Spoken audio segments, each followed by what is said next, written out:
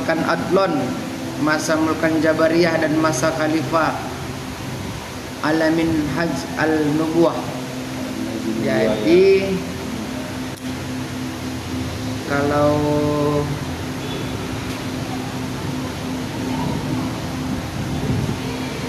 fase akhir zaman tersebut dibagi menjadi 5 tahapan berdasarkan sabda Rasul. Nubuwah atau utusan Allah ada pada kalian sampai Allah hendaki, hingga dihilangkan ketika Dia menghendakinya.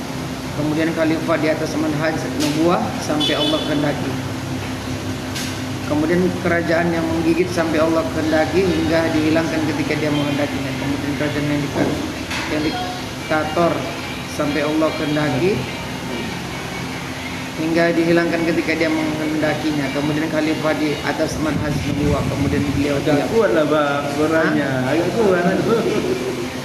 Jadi fase pertama itu ada fase nubuwah. Fase nubuwah itu dunia pada mulanya dipimpin oleh para nubuwah atau nabi-nabi Allah, utusan Allah kan? Iya, itu fase pertama ya. Itu fase yang pertama.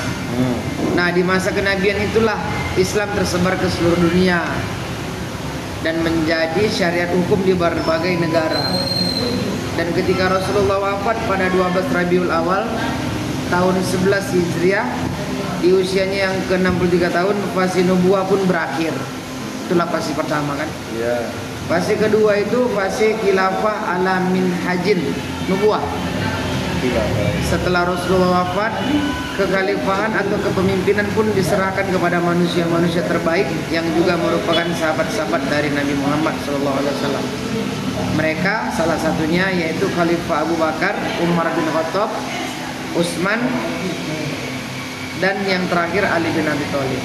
Itu fase yang kedua atau disebut dengan fase khilafah ala minhajin nubuwah. Nah, kemudian fase yang ketiga itu fase Mulkan Adon atau masa raja yang menggigit. Nah, kenapa dibilang fase Mulkan Adon? Diartikan juga sebagai masa raja yang menggigit. Menggigit di sini diartikan sebagai masa di mana dunia dipimpin oleh kerajaan-kerajaan. Yang udah abang sampaikan kemarin kan, salah satunya runtuhnya khilafah Utsmaniyah yang ada di Turki, yaitu pada tahun 1924. Nah, jadi fase ketiga ini runtuhnya dinasti Utsmaniyah di Turki pada tahun 1924. Nah, menandai berakhirnya fase Mulkan Adon. Itu fase ketiga.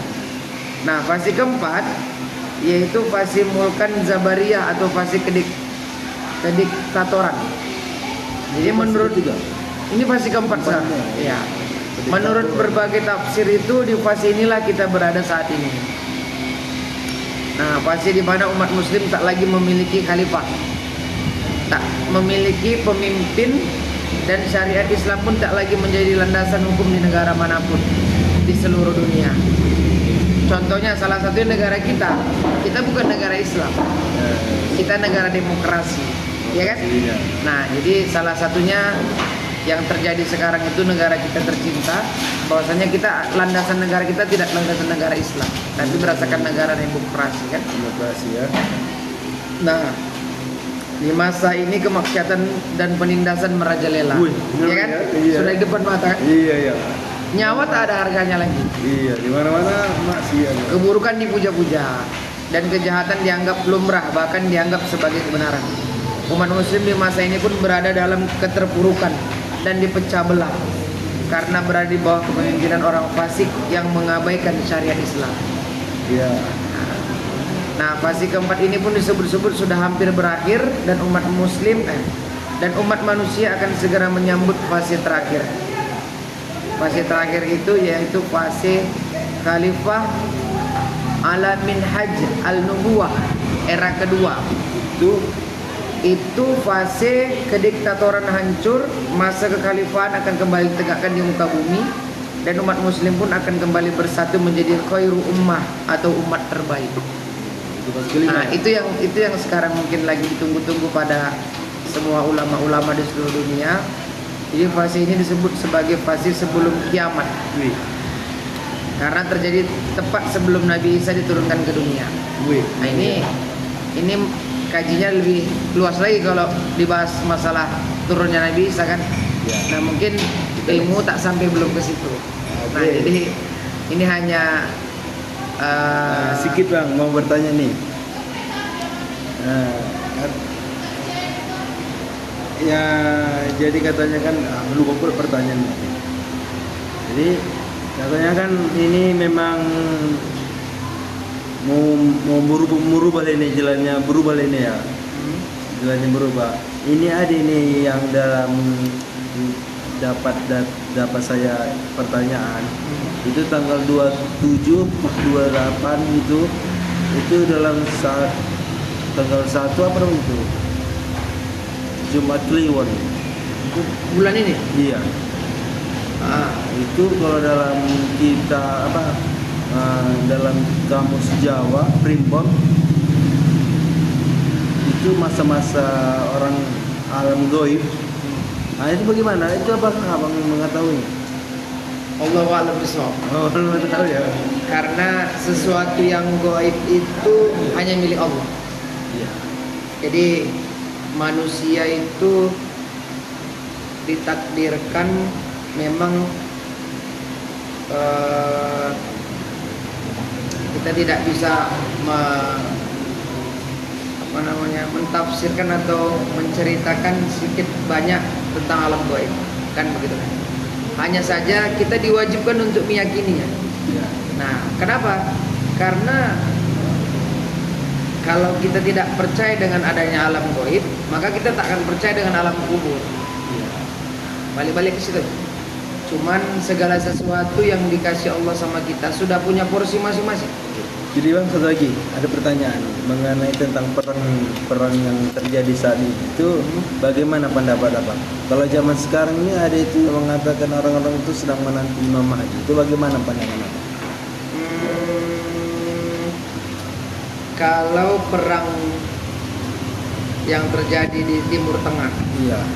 Pendapat abang bagaimana? jadi konflik Israel dan Palestina itu memang sudah disebutkan dan memang takkan pernah berakhir kecuali sudah memang nanti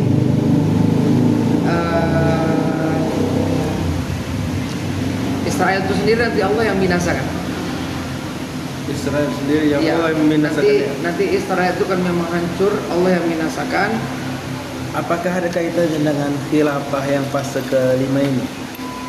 Karena akan dibinasakan orang Israel itu enggak gimana?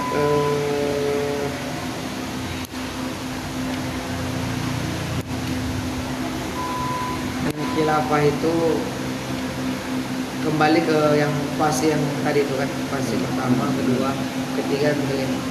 Kan Jadi ini kan mau ke-5 ya kan? Iya. Jadi mau ada pergantian apa kan? Pergantian. Berarti apakah ini tanda-tandanya mau berubah itu? Mau menuju fase ke-5?